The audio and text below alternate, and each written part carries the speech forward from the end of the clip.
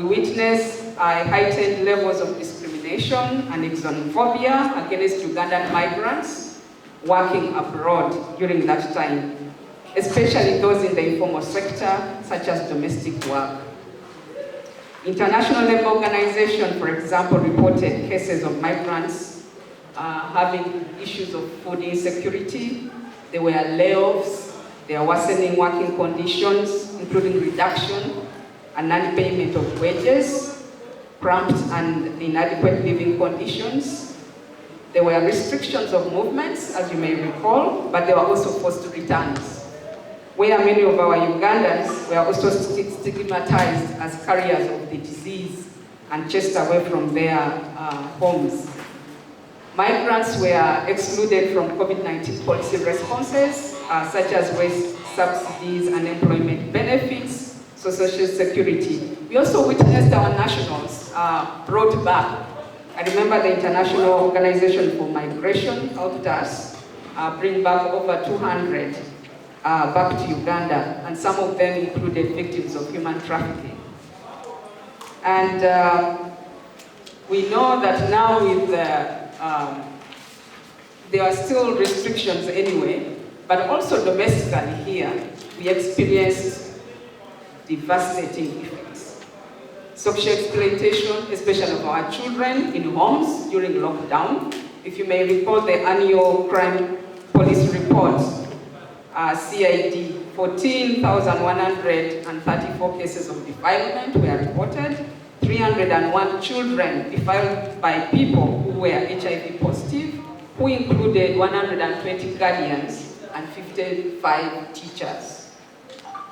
We are back to partial lockdown, and we are expecting similar challenges. That's why yesterday, in this very place, we met police community liaison officers for a refresher briefing to remind all of us of our responsibilities, now that especially that our children are back home. That besides COVID-19, we also have sexual exploitation, and the children and the most vulnerable. Now I want to draw an attention that when we talk about children, we are talking about both girls and boys. You all know that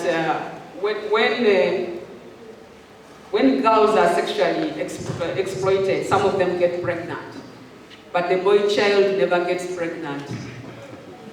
And doesn't mean that boy children are not exploited.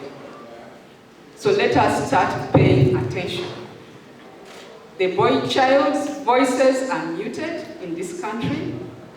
I want to see statistics, and I want us to be vigilant, because when boys are exploited at home, the only thing is that they fear to talk. So let us look out for the girls, but let us also pay attention to our boy children during this lockdown period. That brings me to the 2020 National Report on Counter-Trafficking. I'll give you some highlights. Illegal and unguided labor migration was the most contributing factor for trafficking of Ugandans to foreign countries, and also foreign nationals, because trafficking only doesn't happen for Ugandans who are traveling abroad, but Uganda is also used as a transit country, but also a destination. And the majority of the victims were recruited through deceptive means and by the use of forged documents. So some of these traffickers forged documents, not like the ones we see at passport office, but to move their victims. And during lockdown, there was enhanced deployment, if you may recall, for security personnel at the Ugandan borders. But it did not mean that during lockdown, and when they told us, when you heard that they closed borders, that did not mean that people stopped traveling. We all know that we have porous borders in this country. And during that time, I remember the most important thing then, and still today, is the issue of COVID-19. So we found victims, some of them were abandoned en route, And when they were got, even at the porous borders, they were taken for quarantine, some of them. And I remember the Directorate of Citizenship and Immigration Control mapped out over 336 porous border crossings. And these porous border crossings are also taken advantage of by traffickers to move their victims. As lockdowns were being lifted, across the region, there were interceptions of victims within Uganda, but also in our neighboring country, Kenya, before some of them faced exploitation.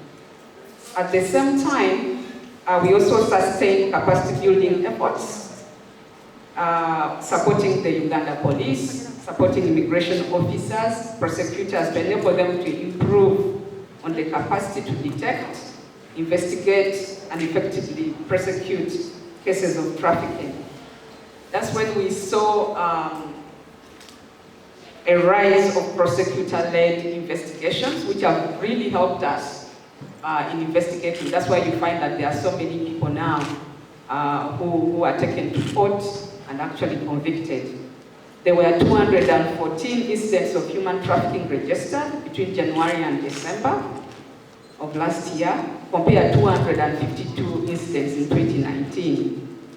So incidents of internal trafficking were highest at 118, representing 55.1%. Transnational trafficking had 93 incidents, and with the current trends now, with the lifting of international travels, then we started witnessing another significant outflow of Ugandans, especially going to the Middle East in search of employment, and especially in the informal sector, domestic workers. Some of them were those who were returned home during lockdown prematurely because of the pandemic, and are returning back to work. Others are new travelers seeking jobs abroad. You all know that the pandemic hit heavily, but also economically, that many people lost jobs and they are seeking jobs abroad. But there is also demand for workers in the informal sector. That's why they are going in large numbers. In Entebbe started experiencing a lot of people going out.